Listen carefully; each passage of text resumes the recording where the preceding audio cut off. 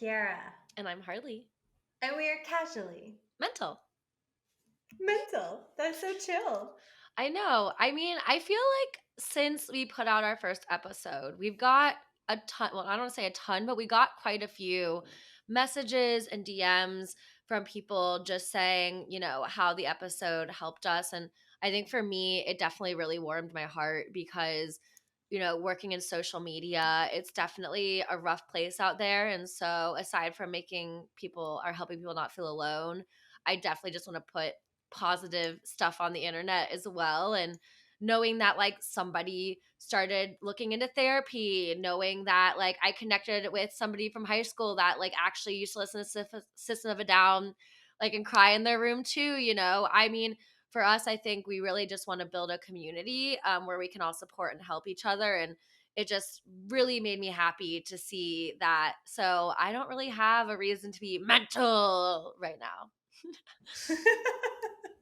That's great. I mean, same. I feel like I was crying a lot of happy tears when we launched it, and people who I didn't look. I have zero expectations all the time, but to hear people like text and send DMs and stuff of like, first of all, that you listened to it is like a huge deal, and then two, that you actually liked it. That was amazing. I mean, yeah. Thank you for listening to us. We appreciate you so much. But I'm really excited about today's topic. I even did some research because I am type A about what the definition is, and then today's episode is about boundaries.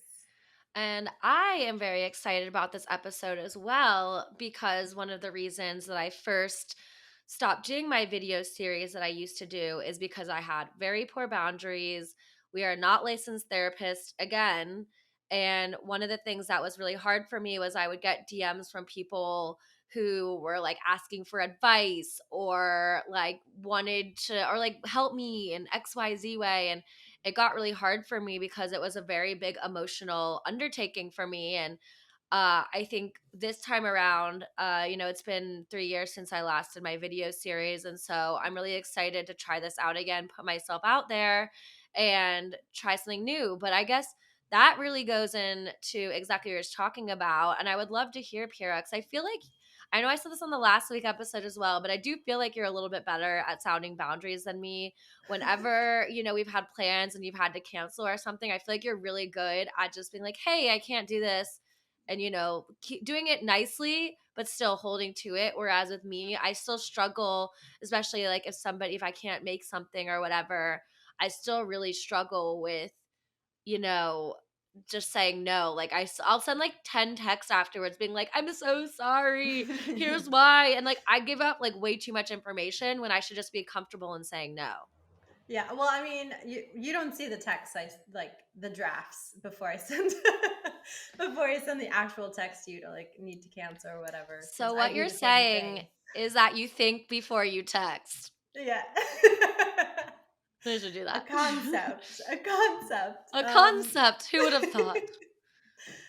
But yeah, I whenever I do need to cancel, I have like a whole paragraph, and I'm like, if you can just cut this down in half, what do you need? Like, what are the points you need to say, and then I'll send the message. But I don't know. I mean, in looking, I mean, there's no research that needs to be done for this episode. It's our personal experiences. But what was interesting is I didn't ever really know what the word boundary meant. That didn't really exist in my upbringing. There's like no privacy.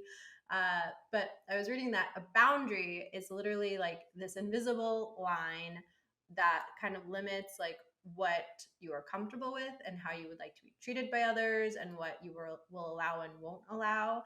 So I thought that was really interesting in like reflecting of like how I've been putting myself like setting my boundaries, and apparently it comes off really strong. So thanks. It does. You do good. I mean, that's why I was excited. I wanted to hear how you do it. Like, what's a good example of a time that you set a boundary and you're really proud of yourself for it?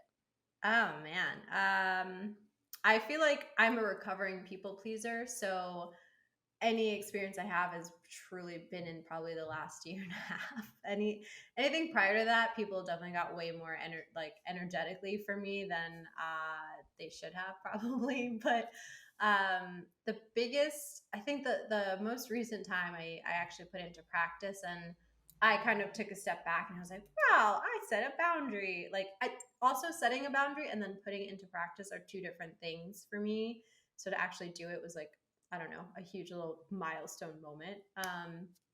But I had to, so the last time I did it, I was feeling really extroverted and social, and I made all these plans with people. I like double booked myself, and I went from one thing, and then I had the need to change my outfit. So I went home and Queen of the outfit changes.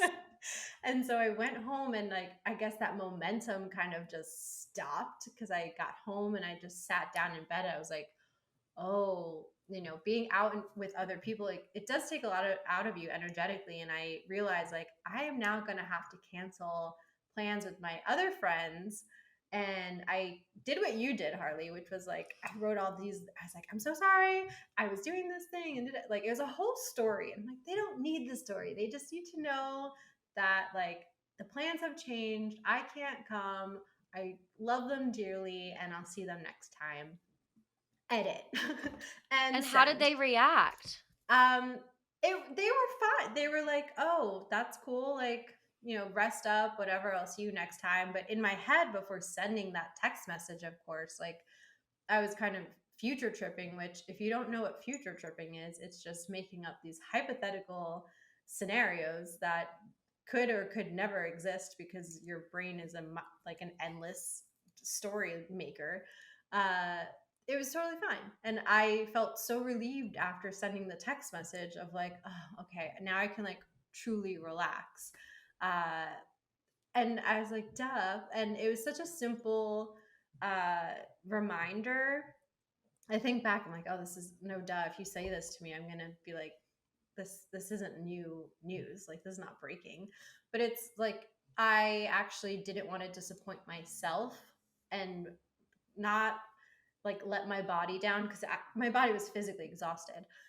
So temporarily letting my friends down by saying I can't see them, and also like putting myself first, which is something new, I guess, as a recovering people pleaser is part of it. So yeah, that is, I guess, my most recent time of putting it into practice, I which love is fun to it. reflect on. Yeah. When was the last time you did that? I mean, I think for me, it's something that I'm always, I mean, as I said, like like last week, I was supposed to go to a show and I had to do something with my family. And so I was able to kind of put that boundary in, but also I sent a million text messages afterwards explaining why I couldn't do it. So it's still something I'm working on even to this day. But I think one of the things that I really want to call attention to, and I think that's something that's really interesting, is this Bustle article just came out over the weekend, this past weekend, where they were talking about people who were drawing boundaries, but in a kind of like a rude way. And it comes a lot from TikTok. And pretty much they're saying is there's a lot of therapists that talk about drawing boundaries, right? And they're like, stop, say no, end Mm-hmm. it, cut it, whatever, right? But like that's only part of the boundary setting. It's right, it's about doing it respectfully. And if you care about the person when you're cutting that boundary, respecting them while you're respecting yourself. And I think for me, something that's really interesting about boundaries is, I had a really bad friend breakup about 3 years ago where, and it sounds so stupid to say, but the show Big Mouth, there's this character called Coach Steve in it. And some of my friends always joke that I'm Coach Steve because I'm like, I have so many friends. I love all of them. You do Love have a me, lot of friends, friends. yeah. and so for me, like I like to, I'm a Scorpio too, so I'm very loyal. And so I like to keep all the friends that I get. And so 3 years ago, I had a roommate and a best friend who, we started kind of drifting apart. And she drew kind of a really stern boundary on me, right? And it wasn't like, hey, like, this isn't good. It was like, no, we're done. It's through. And I think that was something that really upset me because I never had such a stern boundary thrown on me before, and it took a while for me to kind of understand what was happening and wrap my head around it.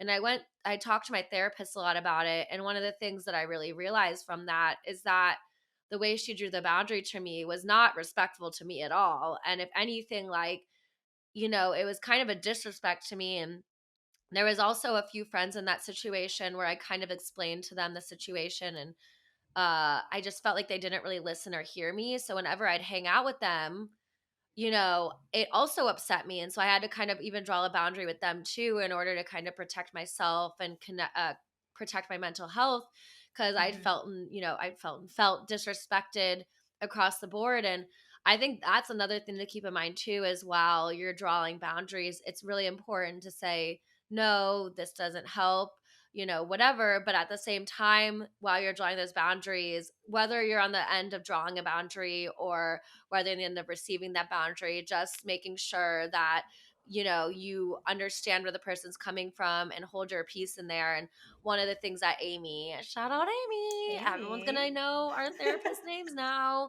But one of the things that Amy always said to me was, if they feel that way, like, are they even really your friend? And you're kind of like, oh, good point. Like, if you can't respect my boundary, if you can't respect that, like, at me enough to draw a boundary but still make sure that it's appropriate, that's really, at the end of the day, like, I don't need to, it's something I'm working on. I don't need to over Yeah. explain myself. I just need to make sure that I'm doing it in a way where there's still love and compassion and respect on either end. And that is, I feel good about knowing that part, and it's a constant struggle, but I'm getting there. Yeah, every day is a new day to practice your As boundaries. Queen Cheryl would say, every day is a winding road. Can we get Cheryl Crow onto our podcast? Oh my God, please. Can she perform? Like, I would die. Ugh, Oh my god. Cheryl, if you're out there, attack Cheryl Crow. Oh my god. But that speaking of your therapist, Amy, I think of my therapist, Sarah, when I I don't know, it's such a simple question, but I have gotten into these similar things where I want to figure out where my boundary is, right? Like half the time setting the boundaries, like I don't know where does the boundary exist? Uh, and then she'll like listen to me. She'll just like sit back and just like nod her head, and I'm just like, "Da, da, da, da." And I'm saying all this like so she could tell me what to do, and then she'll just reply and be like, "Well, what do you want?" And I'm just like, "Sarah, no, tell me." But It's like so that's how you set funny. boundaries. It's the easiest answer, because at the end of the day, choose you. Like, Yeah, we live for ourselves. Of course there's yeah, people around, but like, how can you help other people if you can't help yourself first? And it's so totally. funny, because at the end of the day, you need to do what is best for you, because when you do what's best for you, at the end of the day, it'll be best for everyone. Like, if I go to a show and I don't want to be there, I'm miserable and I'm not fun to hang out with then. So it's like, at the end of the day, you need to do what's best for you, and that will inevitably be best for everybody else too. Yeah. Point I mean, blank. point blank.